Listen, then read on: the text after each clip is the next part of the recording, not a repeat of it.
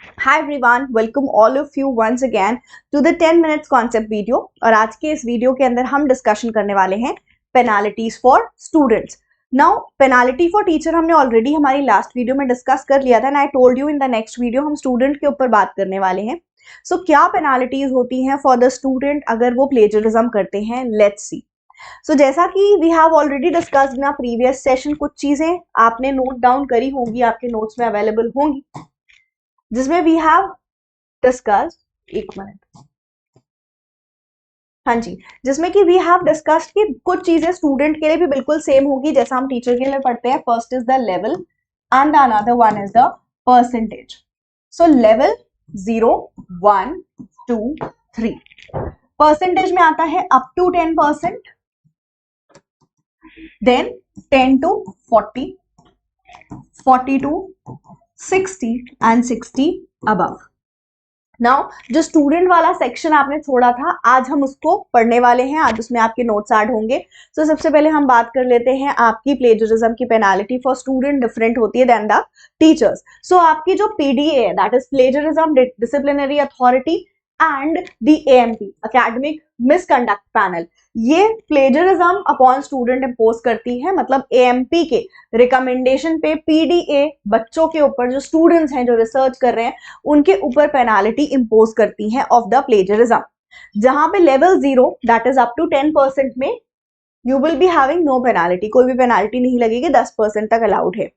लेकिन अगर आपकी प्लेजरिज्म 10% से ऊपर होती है, दैट मीन्स आप आते हो लेवल 1 प्लेजरिज्म के अंदर, you commit plagiarism from 10 to 40%। सो आपको आपकी जो भी आपने रिसर्च वर्क सबमिट किया है वो रिजेक्ट हो जाएगा। You will not be given any marks for the script, ये काम रिजेक्ट हो जाएगा। और फिर आपको 6 महीने का गैप होगा, 6 महीने का गैप लगेगा।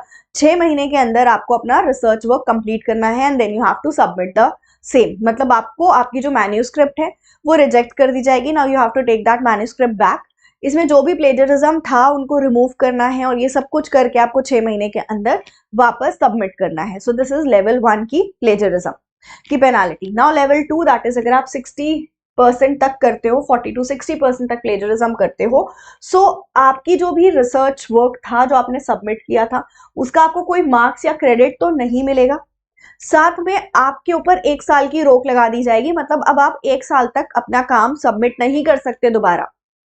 अब आप आफ्टर 1 ईयर से लेके 18 मंथ, मतलब 1 साल के बाद और 1.5 साल के अंदर अंदर आपको अपना रिसर्च वर्क सबमिट करना होगा। तो 1 साल तक आपको रोक लगा दिया जाएगा, that you can not submit your research work again.